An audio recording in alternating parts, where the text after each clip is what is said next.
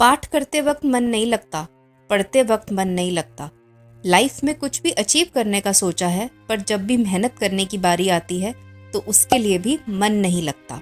गुरु नानक देव जी ने जपजी साहब की 28th पौड़ी में कहा है कि मन जीते जग जीत, यानी कि अगर किसी इंसान ने अपने मन को जीत लिया तो उसने इस जगत को जीत लिया। लेकिन अपने मन को कैसे जीता जाए, इससे पहले हमें ये समझना पड़ेगा कि क्या होता है ये मन और क्यों इतना भटकता रहता है ये। हम में से कई लोग मन और ब्रेन को सेम समझते हैं, लेकिन ऐसा नहीं है। ब्रेन यानी कि दिमाग फिजिकल बॉडी का एक पार्ट है जिसे हम छू सकते हैं। ह्यूमन ब्रेन का ऑपरेशन किया जा सकता है। तो ब्रेन हार्डवेयर है, लेकिन मन उसका सॉफ्टवेयर है जिसको टच नहीं किया जा सकता।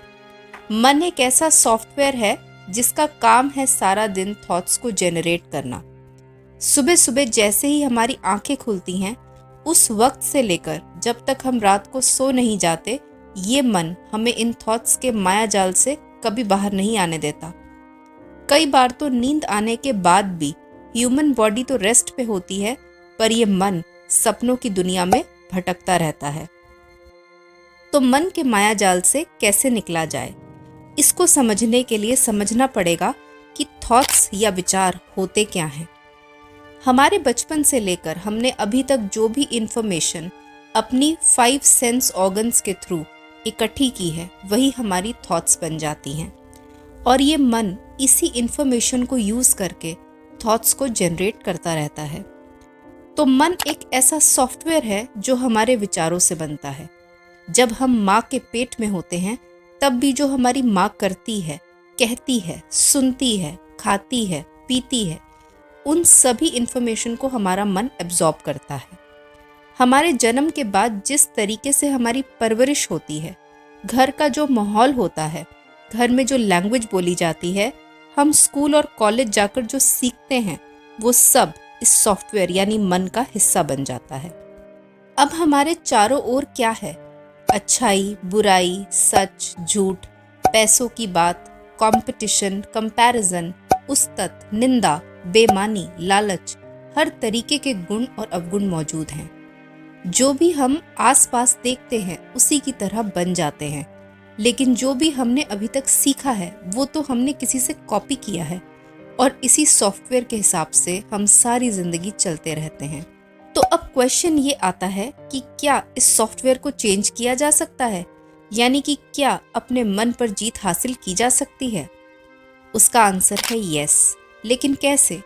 देखिए, हमने अभी तक अपनी लाइफ में जो भी सीखा है, वो सिर्फ अच्छा या सिर्फ बुरा नहीं है।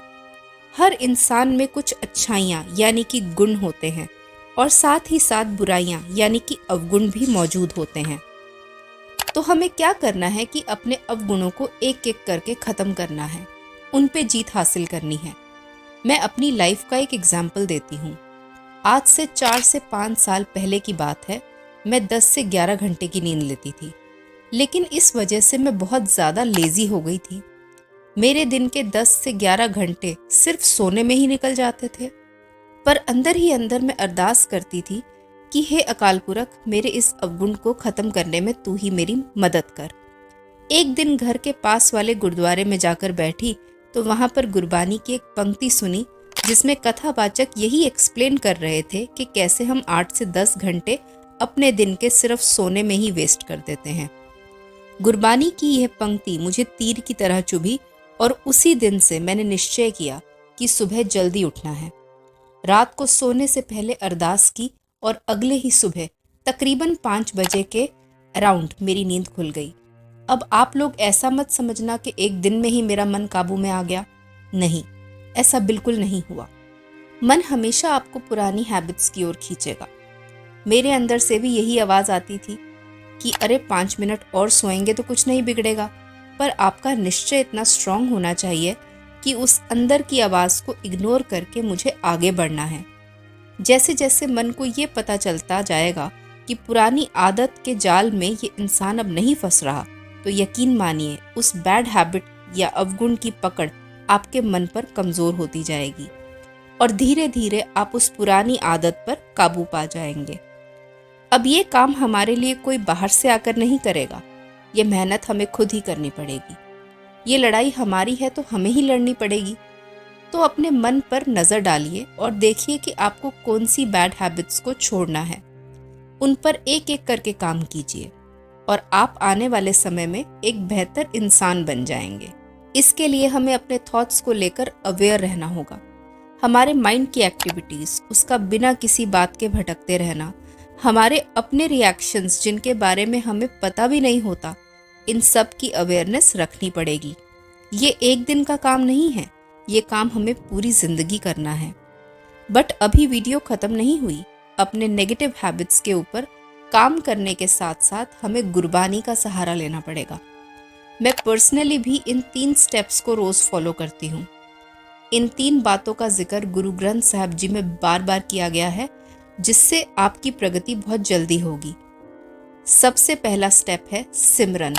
सिमरन का मतलब होता है स्मरण, यानी कि याद रखना। गुरबानी कहती है कि भगवान को अपनी हर सांस के साथ याद करो। गुरु ग्रंथ साहिब जी अंग 295 में गुरु अर्जन देव जी कहते हैं, सास सास सिमरो गोविंद, मन अंतर की उतरे चिंद। गुरबानी की इन पंक्तियों को जरा ध्यान से देखते हैं। गुरु अर्जन देव जी कह रहे हैं कि जो हमारी सांसों की क्रिया है, सांस अंदर जा रही है और सांस बाहर आ रही है, इसके साथ साथ गोविंद के नाम का सिमरन कर।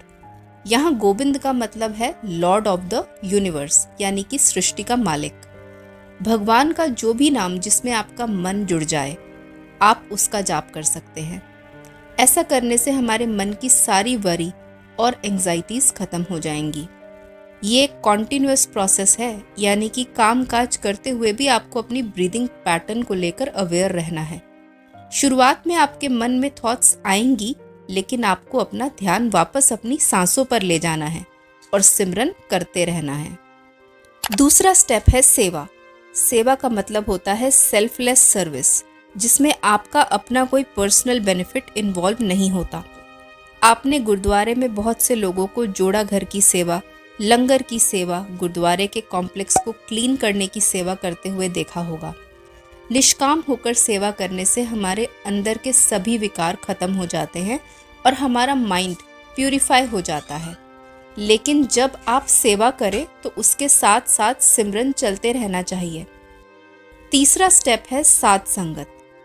साध संगत का मतलब होता है पूर्ण संतों की संगत करना, लेकिन यहाँ एक बहुत इंपॉर्टेंट वर्ड है, पूर्ण संत।